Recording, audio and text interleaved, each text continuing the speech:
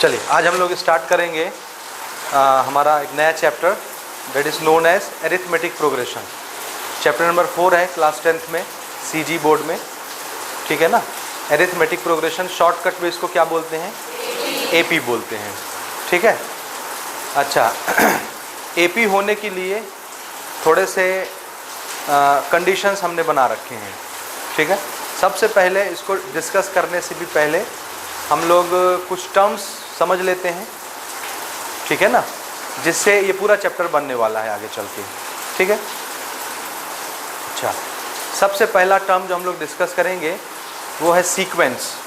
क्या? सीक्वेंस किसको कहते हैं, ठीक है। तो आपको डिफाइन भी करना है, लिखना भी है छोटे छोटे टर्म्स में, ठीक है। चलिए स्टार्ट करते हैं। सबसे पहली चीज़ जो हम डिफाइन करेंगे दैट इज सीक्वेंस।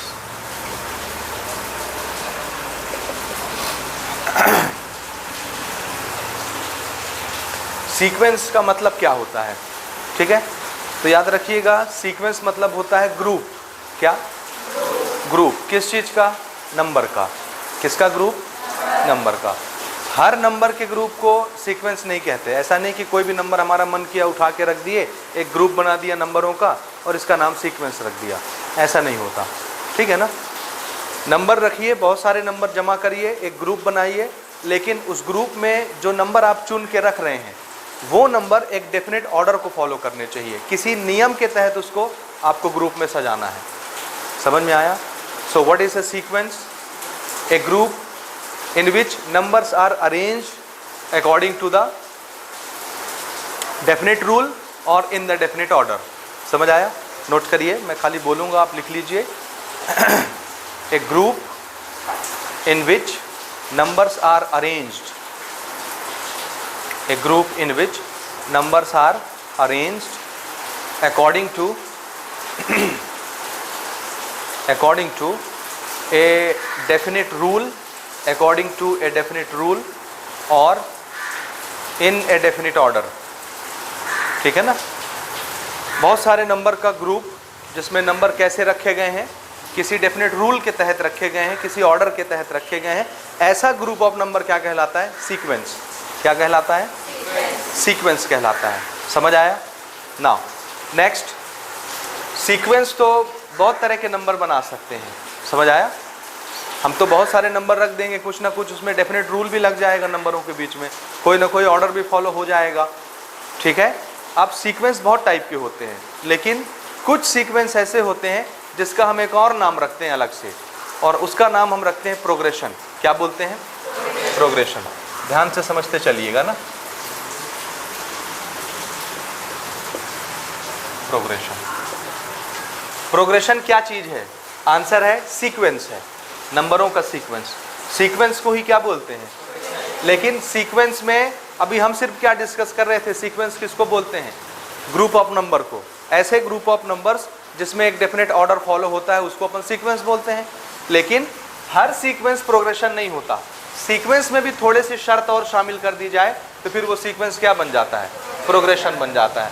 और वो शर्त क्या है? तो आंसर है एक ऐसा नंबर का सीक्वेंस जमाइए, सजाइए, ठीक है, जो एक डेफिनेट पैटर्न को फॉलो करता हो। समझ में आ रहा है? ठीक है। प्रोग्रेशन किसको बोलते हैं? It is a sequence of number which are arranged in a definite pattern. एक ऐसा डेफिनेट पैटर्न, एक विशेष टाइप का पैटर्न नंबरों का, एक विशेष टाइप का पैटर्न सीक्वेंस का, ये सीक्वेंस क्या कहलाता है? प्रोग्रेशन कहलाता है। कुछ समझ में आ रहा है कि नहीं आ रहा? बोलिए। देखिए सीक्वेंस किससे बनता है? ग्रुप ऑफ नंबर से। बहुत सारे नंबर जमा करिए एक डेफिनेट रूल के तहत, किसी रूल को फॉलो करते हुए, उसको क्या बोलेंगे? ग्रुप को सीक्वेंस। सीक्वेंस लगाइए, एक सीक्वेंस, दो सीक्वेंस, चार सीक्वेंस, या किसी भी नंबर का सीक्वेंस बनाइए, लेकिन उसमें एक डेफिनेट पैटर्न होना चाहिए, एक ही पैटर्न फॉलो होना चाहिए, बार बार एक डेफिनेट पैटर्न होना चाहिए। तो फिर उस सीक्वेंस को क्या बोलने लगेंगे? प्रोग्रेशन बोलने लगेंगे, ठीक है। तो व्हाट इज प्रोग्रेशन? नोट करिए, प्रोग्रेशन में लिखिए it is a sequence of number, it is a sequence of number arranged in a definite pattern, arranged in a definite pattern. It is a sequence of number arranged in a definite pattern। अगर sequence को किसी निर्धारित pattern के अनुसार सजा दिया जाए तो फिर उस सीक्वेंस को क्या बोलेंगे? प्रोग्रेशन बोलेंगे। सीक्वेंस क्या चीज़ है? बहुत सारे नंबर को जब ग्रुप में जमा कर देते हैं तो ग्रुप ऑफ नंबर क्या कहलाता है? सीक्वेंस। और सीक्वेंस अगर एक पर्टिकुलर पैटर्न को फॉलो करने लग जाए तो वही सीक्वेंस क्या कहलाने लगता है? प्रोग्रेशन। ठीक है, अब प्रोग्रेशन से हम बनाएंगे एरिथमेटिक प्रोग्रेशन।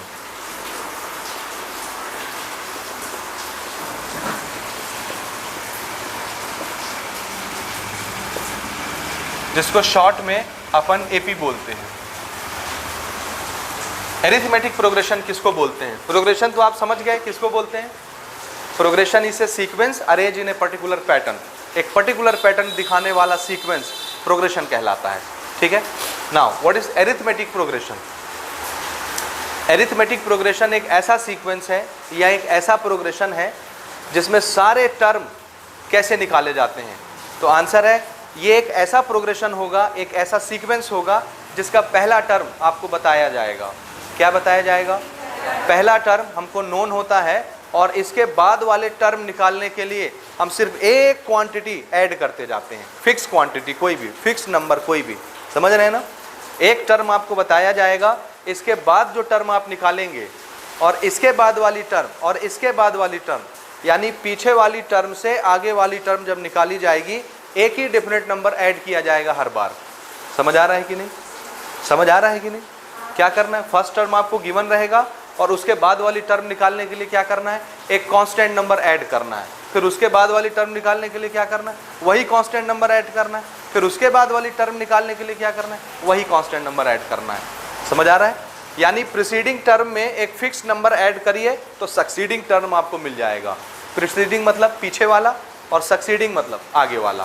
प्रीसीडिंग टर्म में एक नंबर ऐड करिए, आपको सक्सीडिंग टर्म मिल जाएगा और वही नंबर ऐड करते जाइए, अगले टर्म मिलते चले जाएंगे। ऐसा प्रोग्रेशन एरिथमेटिक प्रोग्रेशन कहलाता है। समझ आया? प्रोग्रेशन तो बहुत तरह के हो सकते हैं, समझे कि नहीं, लेकिन जिसमें पीछे वाले नंबर में कांस्टेंट नंबर जोड़ने से आगे के नंबर्स मिलने लग जाएं, ऐसा प्रोग्रेशन एरिथमेटिक प्रोग्रेशन कहलाता है। समझ आ रहा है ये? सो इसमें नोट करिए, एरिथमेटिक प्रोग्रेशन में it is a particular type of progression, it is a particular type of progression, it is a particular type of progression in which it is a particular type of progression in which first term is known, K-N-O-W-N, known, first term is known, comma, and a constant fixed number added with preceding term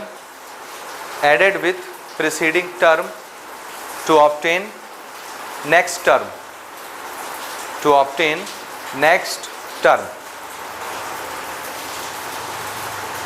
हो गया।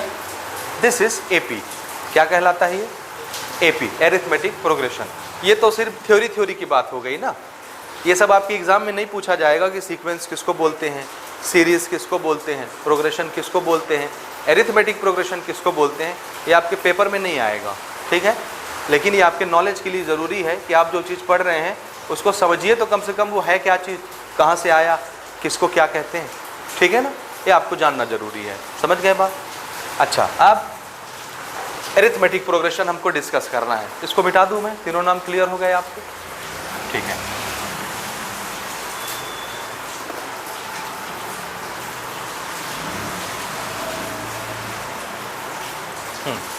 ध्यान से देखिए, हम क्या बात कर रहे थे। What is arithmetic progression?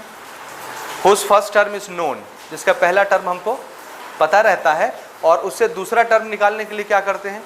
एक कांस्टेंट नंबर ऐड करते हैं पीछे वाले टर्म में तो अगला टर्म मिलता है। फिर इससे आगे वाले टर्म को प्राप्त करने के लिए इसमें फिर वही नंबर जोड़ेंगे कांस्टेंट वाला, अगला टर्म मिलेगा। फिर इसमें वही नंबर जोड़ेंगे, अगला टर्म मिलेगा। समझ में आई बात? एक नंबर मुझे पता है, मिसाल के तौर पर मान लीजिए, मिसाल के तौर पर मेरे पास एक नंबर है 1।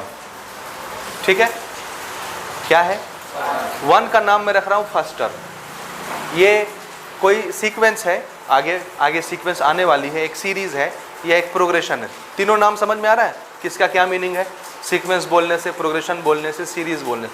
सीरीज भी प्रोग्रेशन के लिए आप यूज़ कर सकते हैं। प्रोग्रेशन और सीरीज दोनों का मतलब क्या है? एक ही है, ठीक है ना। हम दोनों नाम यूज कर सकते हैं किसी एक चीज को बताने के लिए। क्लियर है? अच्छा, जिस सीक्वेंस की मैं बात कर रहा हूं उसका पहला टर्म मुझे बताया जा रहा है 1। कितना? 1। एक कांस्टेंट नंबर जो इसमें ऐड करूंगा तो अगला टर्म दे देगा, वो कांस्टेंट नंबर है, मान लीजिए 3। कितना? 3। मैंने इसमें 3 ऐड किया तो अगला नंबर क्या मिल गया? बोलिए। 4 मिला। इसमें मैंने 3 और ऐड किया तो अगला नंबर मिल गया, और 3 ऐड किया, हाँ, और 3 ऐड किया, और 3 ऐड करिए, और एक बार 3 ऐड करिए, और इस तरह से करते जाइए, आगे के टर्म मिलते जाएंगे। ये चीज़ समझ में आया कि नहीं आया? आया। इस तरह का जो सीक्वेंस होगा जिसमें पहला टर्म आपको बताया जाएगा और पहले टर्म से अगले टर्म में जाने के लिए हम सिर्फ क्या कर रहे हैं? एक ही फिक्स नंबर ऐड करते जा रहे हैं बार बार। दिस इज प्रीसीडिंग टर्म, इसमें वो कांस्टेंट नंबर ऐड हुआ तो अगला टर्म मिल गया, फिर इसमें वही कांस्टेंट नंबर ऐड हुआ, अगला टर्म मिल गया, फिर इसमें वही कांस्टेंट नंबर ऐड हुआ, अगला टर्म मिल गया, और इस तरह से आप बहुत सारे टर्म बना सकते हैं। समझे ना? समझे कि नहीं? तो ऐसा जो सीक्वेंस होगा वो क्या कहलाएगा? अरिथमेटिक प्रोग्रेशन कहलाएगा। ठीक है, कंपलसरी है कि आपको ये चीज़ पहले से पता होनी चाहिए। ठीक है, इस चीज़ का नाम क्या है? First term. और फर्स्ट टर्म को दिखाने के लिए यहाँ पर मैं लिख रहा हूँ A1। क्या लिख रहा हूँ? हम लोग A यूज़ करेंगे किसके लिए? नंबर्स के लिए। किसके लिए? कौन सा नंबर? जो यहाँ लिखा है। अब ये पहला टर्म है, ये दूसरे टर्म का नंबर है, ये तीसरे टर्म का नंबर है, ये चौथे टर्म का नंबर है। टर्म मतलब समझ रहे हैं ना? टर्म को कौन अलग अलग करता है? प्लस या माइनस। आप लोग प्लस माइनस करते हो ना, मल्टीप्लाई डिवाइड दुनिया भर की चीज़ें करते हो एप्लीकेशन मैथ्स में, है ना? तो एक नंबर अगर एक साथ लिख दिया जाए, जैसे अगर मैं नंबर यहाँ पर लिख दूँ आपके सामने, दिस इज़ 5 3 4 2 1 0 2, ये एक नंबर है कि बहुत सारे नंबर हैं? एक ही नंबर है ना। क्यों? क्योंकि बीच में ना कोई प्लस आ रहा है ना कोई माइनस आ रहा है। समझे ना? और अगर मैंने यहाँ पर प्लस लगा दिया, ये लीजिए यहाँ पर, अब ये कितने नंबर हो गए? 2। ये तो पहले 1 था, इसको 2 किसने बनाया? प्लस ने। तो प्लस या माइनस आ जाने से ये करते क्या है? टर्म बना देते हैं अलग अलग। अलग अलग गिनती आप गिन सकते हैं। जैसे एक गिनती इस नंबर की हो गई, एक गिनती उस नंबर की हो गई, 2 टर्म बन गए। तो टर्म बनाने के लिए कौन जिम्मेदार है? प्लस या माइनस। समझे ना? उसी तरह से यहाँ पर हम प्लस माइनस लगाते नहीं हैं। ध्यान से सुनिएगा, यहाँ पर हम प्लस माइनस लगाते नहीं हैं, वो छुपे हुए रहते हैं प्लस या माइनस। समझ रहे हैं ना? वो छुपे हुए रहते हैं, लेकिन इसको हम मानेंगे ये एक टर्म है, अलग नंबर है, ये अलग नंबर है, ये अलग नंबर है, इसलिए इसका नाम क्या रखेंगे हम? एक टर्म, दूसरा टर्म, तीसरा टर्म, चौथा टर्म। समझ आया? भले बीच में प्लस दिखे मत दिखे, माइनस दिखे मत दिखे, कोई फर्क नहीं पड़ता। प्लस माइनस हैं लेकिन छुपे हुए रहेंगे। समझे ना? इसलिए ये अलग अलग टर्म कहलाएंगे। अब ध्यान से सुनिए, अगर मैं गिनती गिनता हूँ, नंबर तो सब अलग अलग हैं, ये 1 है, ये 4 है, 7 10 13 16 19, अलग अलग नंबर है ना। लेकिन मैं कहूँगा ये पहले टर्म में आया, ये पहले टर्म का नंबर है, ये दूसरी जगह पर है, दूसरे टर्म का नंबर है, तीसरे स्थान पर तीसरे टर्म का नंबर, चौथे स्थान पर ये चौथे टर्म का नंबर है 10, ये छठवें टर्म का नंबर है 16, ये सातवें टर्म का नंबर है 19। समझ में आया? टर्म हम क्या करते हैं? टर्म मतलब जगह गिनना, पहला जगह, दूसरा जगह, तीसरा जगह, चौथा जगह। समझ रहे हैं ना? और इस जगह में जो नंबर आएगा वो क्या कहलाएगा? इस टर्म का नंबर, टर्म का नंबर कहलाएगा। जैसे 7 टर्म है कि टर्म का नंबर है? टर्म का नंबर है, और इसका टर्म नंबर कौन सा है? 1 2 3, तीसरे टर्म का नंबर 7 है। समझे ना? तो यहाँ पर इसको दिखाने के लिए, रिप्रेजेंट करने के लिए, यहाँ सबस्क्रिप्ट में जो नंबर लिखा जाएगा वो टर्म बताएगा, गिनती। ये पहला, दूसरा, तीसरा, चौथा, पांचवा, छठवां। टर्म गिनने के लिए हम कहाँ पर लिखेंगे नंबर? नीचे में। और उस टर्म में जो नंबर होगा उस नंबर को किससे दिखाएंगे? ए से। तो ए क्या दिखाता है? नंबर। और ए के नीचे जो नंबर लिखा होता है वो क्या बताता है कि किस टर्म की बात चल रही है। समझ में आया कि नहीं? बोलो, आ गया ना? अच्छा, ये पहले टर्म का नंबर है, तो इस नंबर का नाम मैंने क्या रखा? A1, पहले टर्म का ये नंबर 1। ठीक है? इसी तरह से ये दूसरे टर्म का नंबर है, दिस इज A2, ये तीसरे टर्म का नंबर है A3, चौथे टर्म का नंबर A4, पांचवें टर्म का नंबर A5, और ये छठवां टर्म है A6, 7वां टर्म है A7 और गाड़ी ऐसे आगे बढ़ गई। ठीक है, समझ आया कि नहीं आया? आया ना? अब मुझे ये बताइए, इस टर्म से अगले टर्म में जाने के लिए आपने क्या किया था? एक फिक्स नंबर जोड़ा था, वो फिक्स नंबर कौन सा था? इसमें हमने 3 ऐड किया इसमें, तो कहाँ पहुँच गए? आगे। फिर अगेन इसमें आपने 3 ऐड किया तो आप कहाँ पहुँच गए? आगे। फिर इसमें आपने 3 ऐड किया तो आप कहाँ पहुँच गए? आगे। फिर आप इसमें 3 ऐड कर रहे हैं तो आप आगे जा रहे हैं। फिर से हमने 3 ऐड किया, हम आगे पहुँच गए, और फिर से हमने 3 ऐड किया तो हम आगे पहुँच गए। ठीक है, समझ में आ रहा है? ये ध्यान से समझते जाना। अगर ये चीज़ आपके दिमाग में एक बार बैठ गई, पूरा चैप्टर सिर्फ 3 फॉर्मूले से बनता है, पूरा चैप्टर बन जाएगा। ठीक है ना? समझ रहे हैं ना? एक नंबर से अगला नंबर निकालने के लिए क्या जोड़ना है? देखिए यहाँ भी 3 3 3 3 3 3 3 के अलावा कोई नंबर आया क्या? एक ही बार वही नंबर आ रहा है, बार बार रिपीट हो रहा है, इसलिए इस नंबर को क्या बोलेंगे? Constant number. क्या बोलते हैं? कांस्टेंट या फिक्स नंबर। क्लियर है? ठीक है। अच्छा, इसी को अगर मैं नंबर में न लिख के ऐसे लिख दूं तो भी आपको समझ में आएगा।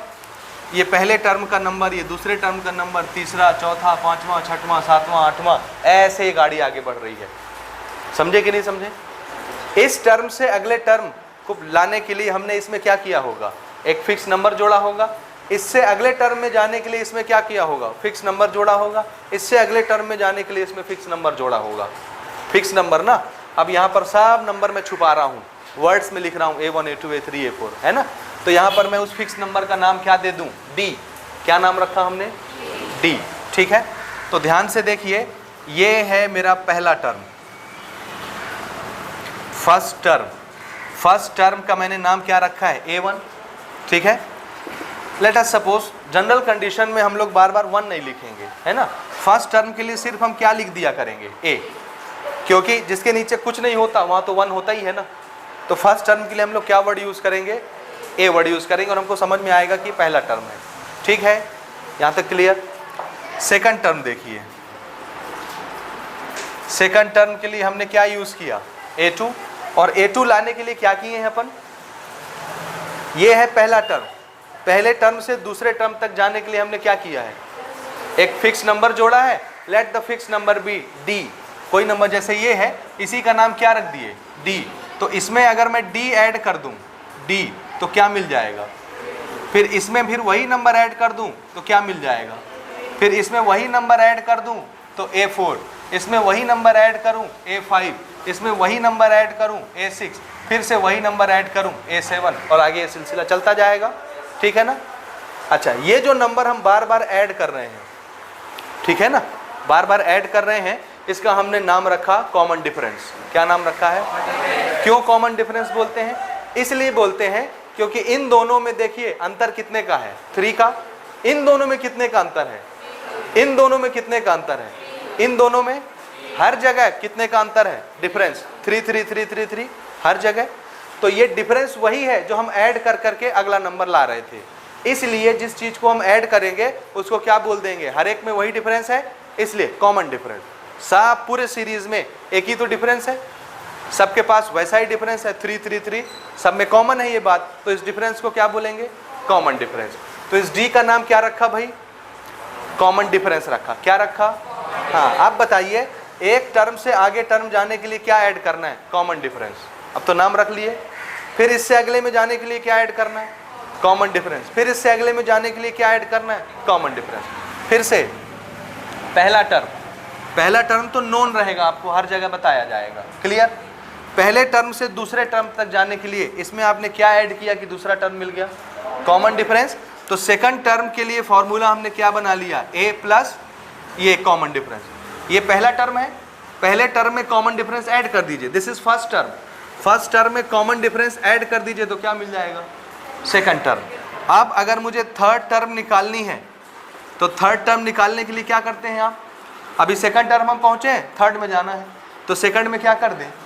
फिर से कॉमन डिफरेंस ऐड कर दें, यानी D ऐड कर दें तो क्या मिल जाएगा? हाँ, ये रहा आपका सेकंड टर्म, यही है ना। इसमें एक D और जोड़ दें तो क्या मिल जाएगा? Third term.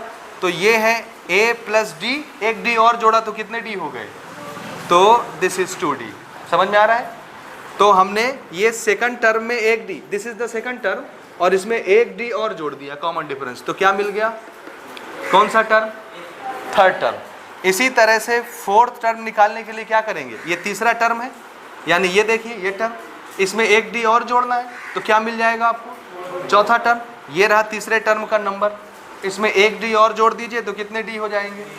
3D। So this is fourth term. समझ रहे हैं ना? ये हमारा थर्ड टर्म और ये हमारा फोर्थ टर्म का नंबर। ठीक है, इसी तरह से आगे सिलसिला चलता जाएगा, ये सिलसिला चलता जाएगा, ये सिलसिला चलता जाएगा और ये सिलसिला चलता जाएगा। समझ आया? समझे कि नहीं समझे? पहला टर्म, दूसरा टर्म, तीसरा टर्म, चौथा टर्म, पांचवा, छठवां, सातवां, आठवां, नौवां, 10वां, 11वां, ऐसे जितनी दूर आप जाना चाहें जा सकते हैं। समझे ना? अच्छा, मैं ये चाहता हूँ कि देखिए यहाँ पर 1 दिखता है तो मुझे यहाँ 1 दिखे। समझ रहे? यहाँ पर 2 है तो मुझे यहाँ 2 दिखे, यहाँ पर 3 है तो मुझे यहाँ 3 दिखे, 2 मत दिखे, क्योंकि ऐसा याद करने में थोड़ा सा मुश्किल हो जाएगा। एक जगह 3 आता है, एक जगह 2 आता है, एक जगह 4 आता है, एक जगह 3 आता है। हम ये चाहते हैं कि यहाँ 4 आता है तो यहाँ भी 4 आ जाए। तो क्या इस 3 को आप 4 की भाषा में लिख सकते हैं कि नहीं? कैसे लिखेंगे? 4 - 1। इस 3 को यहाँ 3 की भाषा में लिख सकते हैं कि नहीं? इस 2 को 3 - 1 2। इस 2 को यहाँ 1 है तो इस 1 को क्या 2 के रूप में लिख सकते हैं? 2 - 1। तो यहाँ भी 2 दिखेगा, यहाँ भी 2 दिखेगा। तो इसी चीज़ का दूसरे तरह से हम कैसे नाम रख सकते हैं? दिस इज ए, और इसी को क्या लिख दिया? अगर ये सेकंड टर्म है तो इसको हमने लिख दिया this is A and this is 2 - 1 1 multiplied by D. तो यहाँ भी 2, यहाँ भी 2 दिख रहा है। सिमिलरली इसको भी बना लिया, यहाँ 3 है, मैं यहाँ 3 देखना चाहता हूँ, तो यहाँ क्या किया हमने? a + 3 - 1d, क्योंकि 3 - 1 कितना हो जाएगा? 2 हो जाएगा। सिमिलरली दिस इज 4, तो हमने क्या किया? दिस इज a + 4 - 1d, क्योंकि 4 - 1 कितना? 3। ये चीज़ समझ में आ रहा है? तो चाहे आप ऐसा याद कर लीजिए और चाहे आप ऐसा याद कर लीजिए, दोनों तरीके बिल्कुल ठीक हैं। समझ रहे हैं? अच्छा, इस तरह करते करते कितने टर्म तक जा सकते हैं हम? जितना हमको जाना है। समझे ना? तो अगर फर्स्ट टर्म का ये फॉर्मूला, सेकंड टर्म का ये फॉर्मूला, थर्ड टर्म का ये फॉर्मूला, फोर्थ टर्म का ये फॉर्मूला, तो सेवंथ टर्म में क्या आएगा ज़रा बताइए? A7 अगर मुझे निकालना है तो क्या करूँगा? a + 11th टर्म में क्या आएगा? यहाँ 11 - 1 × d। इसी तरह से करते करते करते मुझे नहीं पता किस टर्म तक जाना है, मैंने आखिरी टर्म को बोला nth टर्म। जिस टर्म की बात करेंगे उस टर्म का नंबर यहाँ पर आ जाएगा, यहाँ पर, है ना? तो हम ये 1 2 3 4 5 6 लिखने के बजाय क्या लिख लें? n। अब n में आप जो टर्म पूछेंगे n की जगह वो नंबर लिख देंगे, बस हो गया। समझे ना? इस तरह से nth टर्म कैसे निकलेगा? nth term. So this is nth term का number an, this is equal to, ये वाली टर्म यहाँ पर लिख लेते हैं अपन, दिस इज a + n है तो सामने क्या आ जाएगा? n - 1d। समझ में आया? ये पहला फॉर्मूला हमारा तैयार हो गया AP के लिए। ठीक है? समझ में आ रहा है कि नहीं आ रहा है? इसमें ज़रा पहचानिए क्या क्या है। n किस लिए बना रहे हैं? जनरल टर्म्स के लिए, जनरल फॉर्मूला। n तो टर्म के लिए 1 2 3। किस टर्म की आप बात करेंगे? आप कहेंगे मुझे 16वां टर्म लिखना है। कौन सा टर्म? तो n की जगह हम क्या लिख देंगे सिर्फ? तो यहाँ जैसे n की जगह 4 दिख रहा था, फोर्थ टर्म, तो यहाँ 4 आया। तो जहाँ जहाँ n होगा वहाँ 16 आ जाएगा। This is A16, this is 16 - 1, 16वें टर्म का नंबर। समझ में आया कि नहीं? आया कि नहीं आया? आया ना? अच्छा, अब ये हमारा जनरल फार्मूला तैयार हो गया। ठीक है? इस जनरल फार्मूले में क्या क्या चीज़ इन्वॉल्व हो रही है ज़रा पढ़िए और देखिए कितनी क्वांटिटी आ गई। पढ़िए पढ़िए पढ़िए, कितनी क्वांटिटी आई हैं, देख के पहचानिए इसमें कितनी क्वांटिटी हैं। एक ये है, ये दूसरा, ये तीसरा और ये चौथा। कितनी क्वांटिटी हैं? 4 अननोन क्वांटिटी हैं, अननोन। अब इससे क्वेश्चंस कैसे बनेंगे? कोई भी 3 क्वांटिटी आपको बताई जाएगी और एक आपसे पूछी जाएगी। अब इस 4 में से कोई भी 3 आपको पता हो, एक आप निकाल सकते हैं कि नहीं? क्योंकि बीच में साइन क्या लगा है? इक्वल। इक्वल मतलब क्या होता है? इक्वेशन। इक्वेशन है ये। इस इक्वेशन में अगर 3 की वैल्यू आपको बता दी जाए तो एक की वैल्यू आप निकाल लेंगे या नहीं निकाल पाएंगे? निकाल लेंगे ना? ठीक है। अब इसको थोड़ा सा पहचानते हैं कौन क्या है। ठीक है, जनरल तरीके से इसका नाम लिखते हैं और आगे बढ़ते हैं। जनरल फॉर्मूला हमने क्या बनाया, this is an is equal to a plus n minus 1 d। This is the first and general formula for arithmetic progression. ठीक है, ठीक है कि नहीं। इसमें ये जो a आ रहा है, a क्या चीज़ है, नोट करिएगा, a क्या चीज़ है, first term of given AP। AP में जो पहला टर्म होगा उसको हम किससे रिप्रेजेंट करेंगे, A से। ठीक है, what is D? D is the common difference in this same AP। AP में हर टर्म में वही डिफरेंस होना चाहिए, this is the common difference. D is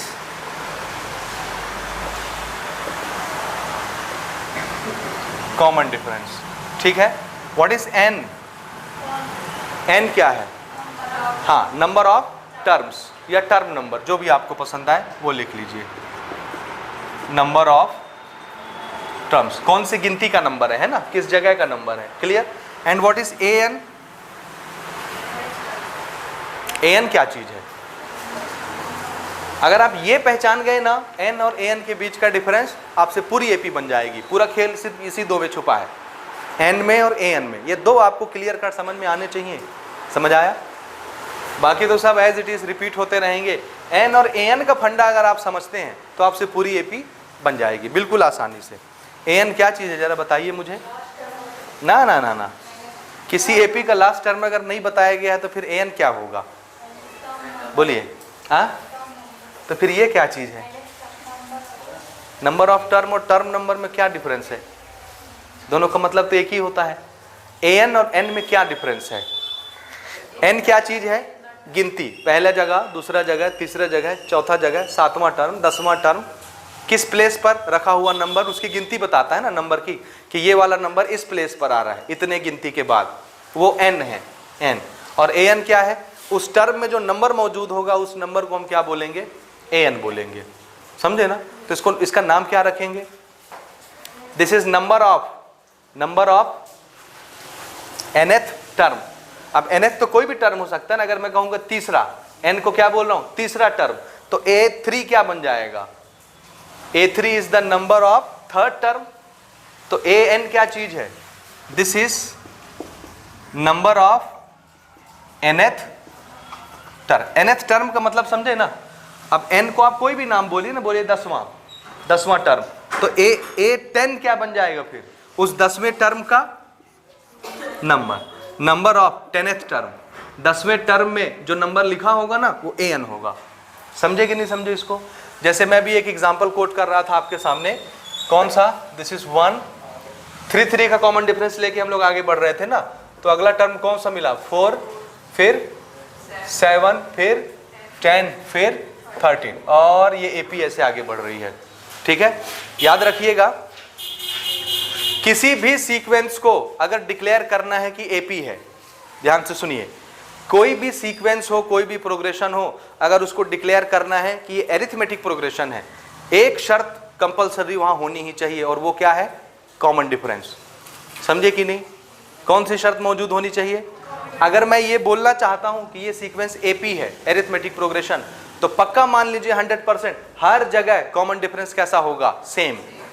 किसी भी जगह अगर कॉमन डिफरेंस गड़बड़ाया, किसी भी दो नंबर के बीच का कॉमन डिफरेंस अगर चेंज हो गया, कोई अलग डिफरेंस आ गया, तो फिर ये AP नहीं रहेगी। तो AP बनने के लिए सिर्फ एक मात्र शर्त है, क्या, हर जगह कॉमन डिफरेंस मिलना चाहिए, D हर जगह सेम होना चाहिए, समझे।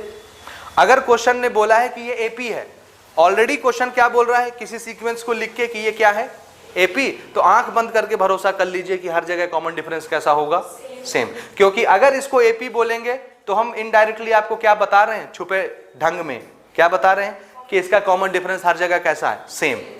और मान लीजिए कोई सीक्वेंस लिखी है और उस सीक्वेंस में मैंने हर जगह चेक किया और हर जगह मुझे कॉमन डिफरेंस एक जैसा मिला, तो ये क्या बन गई, ये AP बन गई।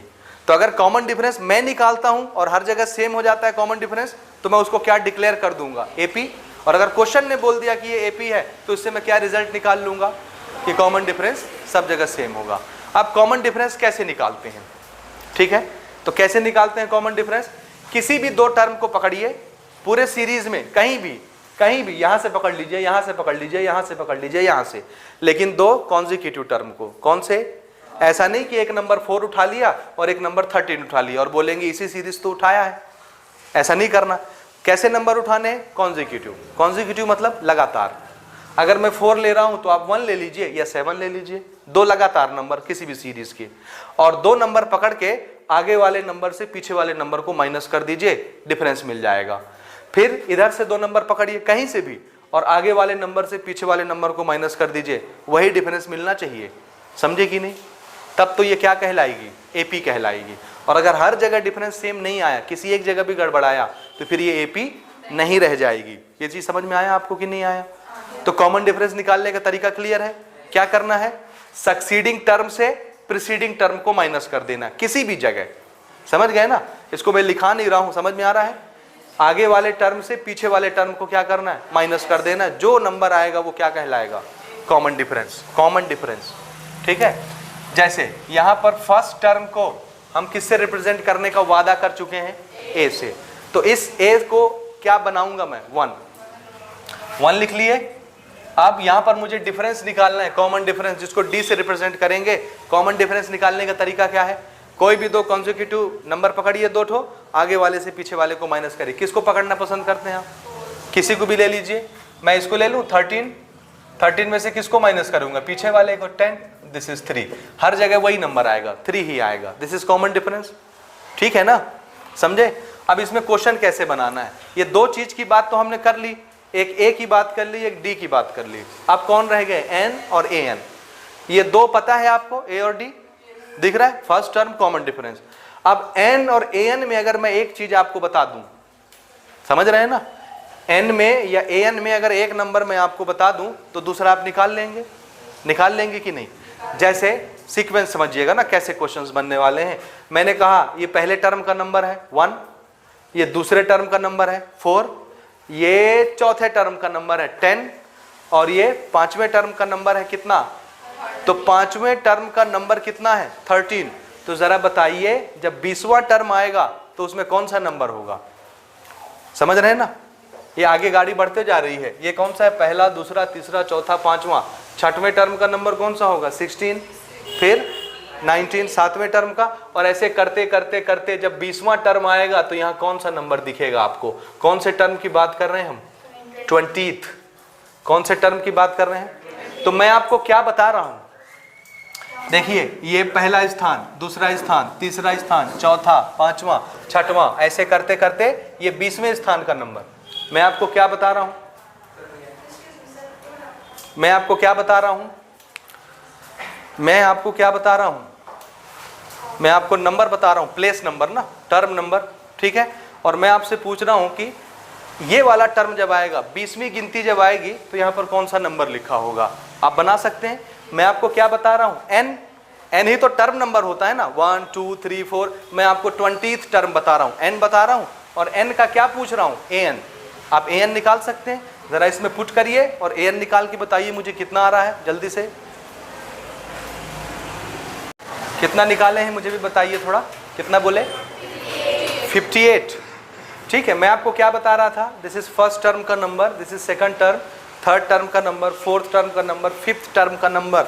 ऐसे करते करते जब 20th टर्म आएगा तो कौन सा नंबर होगा? यानी मैं आपको क्या बता रहा हूं? पहला, दूसरा, तीसरा, चौथा, पांचवा, 20th। क्या बता रहा हूं? एन। ये जब हम गिनती गिनते हैं ना, ये क्या गिन रहे हैं? एन गिन रहे हैं, एन। ठीक है। तो मैं आपको एन बता के, एन में जो नंबर आएगा उस नंबर को क्या बोलेंगे? A N. जैसे 1 में जो नंबर आता है उसको क्या बोलते हैं? A1। 3 में जो नंबर आता है उसको क्या बोलते हैं? A3। तो A3 कौन है? 7। इसी तरह से 20 में जो नंबर आएगा उसको क्या बोलेंगे? A20। n की वैल्यू 20 बोल रहा हूं, तो n में जो नंबर आएगा उसको क्या बोलते हैं अपन? an। ठीक है। तो मैं आपको n बता रहा हूं, n इज 20, और आपसे an पूछ रहा हूं, तो आप डायरेक्ट यहां इस फॉर्मूले का यूज करेंगे। क्या है फॉर्मूला? जरा बोलिए, क्या निकालना है मुझे? an। और कौन से टर्म का? 20। This is equal to, a पता है आपको फर्स्ट टर्म, प्लस n कितना है? 20 - 1, और d कितना? 3। Common difference. तो अब ये बिल्कुल आसानी से आपका निकलेगा 1 + 19 मल्टीप्लाइड बाय 3 और 19 मल्टीप्लाइड बाय 3 कितना 57 एंड दिस इक्वल टू 58। ठीक है, तो 20वें टर्म में कौन सा नंबर आ गया? हाँ 58 आएगा ही आएगा, कोई डाउट मत करिए। ठीक है, अगर आपको विश्वास नहीं होता है तो 20 तक गिनते चले जाइए, 3 बढ़ाते 3 ऐड करते चले जाइए 20 बार। वो 20वें नंबर पर जब पहुंचेंगे ना तो वहाँ नंबर क्या लिखा मिलेगा? 58 मिलेगा। ये चीज़ समझ आया कि नहीं आया? अच्छा आया। इसी तरह से अगर मैं आपको यहाँ पर एक नंबर बताऊँ, ठीक है, समझ रहे हो? मैंने आपको बताया कि ये जब एपी यहाँ से स्टार्ट होती है और कुछ दूर चलते चलते चलते एक नंबर हमको क्या मिलता है? 25 मिलता है और एपी आगे चली जाती है। इस तरह से आगे बढ़ती जाएगी एपी। लेकिन इसी एपी में बीच में कौन सा नंबर आता है? 25 आता है। तो ज़रा बताइए कि ये कौन से नंबर में आएगा, यानी किस टर्म में 25 फंसेगा? समझ गए ना? किस टर्म में? 8। कौन सा? किस टर्म में? फिर से सुनिए, मैं आपको क्या बता रहा हूं, दिस इज फर्स्ट टर्म का नंबर 1, सेकंड टर्म का नंबर 4, ऐसे ही करते करते ये कौन सा टर्म है? फिफ्थ टर्म का नंबर 13।